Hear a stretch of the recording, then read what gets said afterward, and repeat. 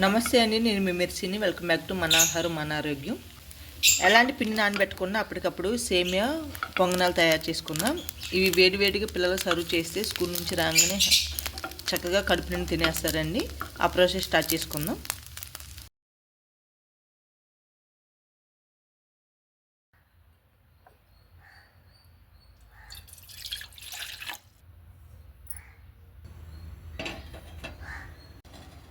ఇలా వాటర్ ఒక పొంగుచ్చాక మనము 1 కప్పు వాటర్ తీసుకున్నాం కాబట్టి 1/2 కప్పు సేమియా వేసుకోవాలి.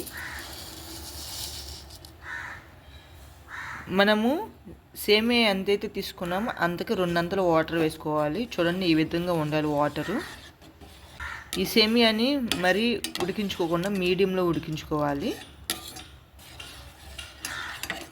మరీ ఎక్కువగా ఉడికిపోతే సేమియా అనేది పేస్ట్గా ఉంటుంది కాబట్టి అందుకని మిడిల్లో ఉడికించుకుంటే సేమియా విడివిడిగా ఉంటుంది. అందుకని సేమియాని మంట సిమ్లో ఉంచుకొని ఉడికించుకోవాలి.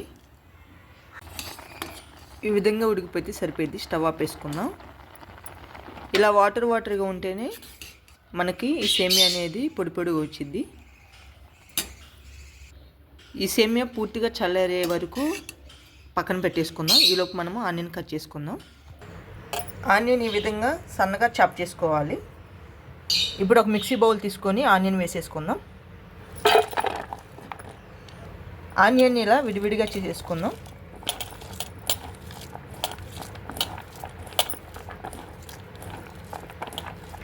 కరివేపాకు వేసుకోవాలి. 1 టేబుల్ స్పూన్ జీరా, చిటికెడు చాట్ మసాలా, కొంచెము రెడ్ చిల్లీ ఫ్లేక్స్, కొంచెము రెడ్ చిల్లీ పౌడర్, చిటికెడు పసుపు, టేస్ట్ సరిపడా సాల్ట్, 2 ఎగ్స్ వేసుకొని మొత్తం కలిపేసుకుందాం.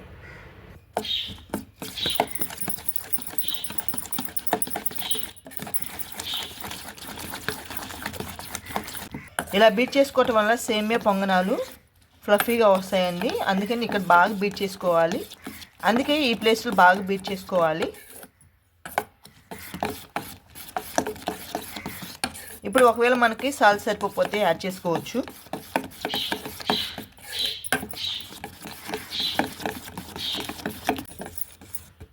ఇప్పుడు ముందుగా ఉడికించుకున్న సేమియాని వేసేసుకుందాం. సేమియా విరిగిపోకుండా నిదానంగా మొత్తం కలిపేసుకుందాం. చూడండి, చక్కగా సేమియా విడివిడిగా వచ్చేసింది.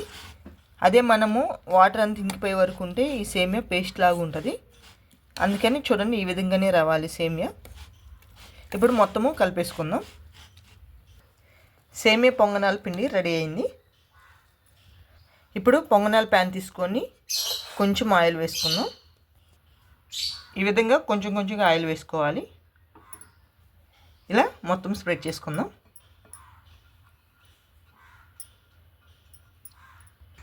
ఇలా ఆయిల్ కొంచెం హీట్ అయ్యాక మనం పొంగనాలు వేసేసుకుందాం.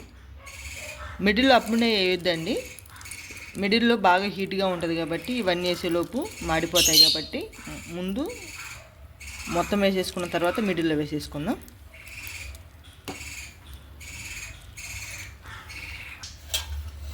ఈ విధంగా వేసేసుకున్న తర్వాత మూత పెట్టేసుకుందాం.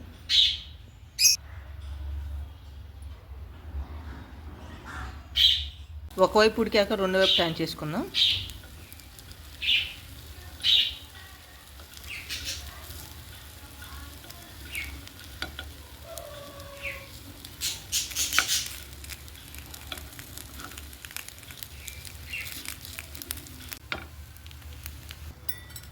వేడివేడి సేమియా పొంగనాలు రెడీ అయ్యాయి.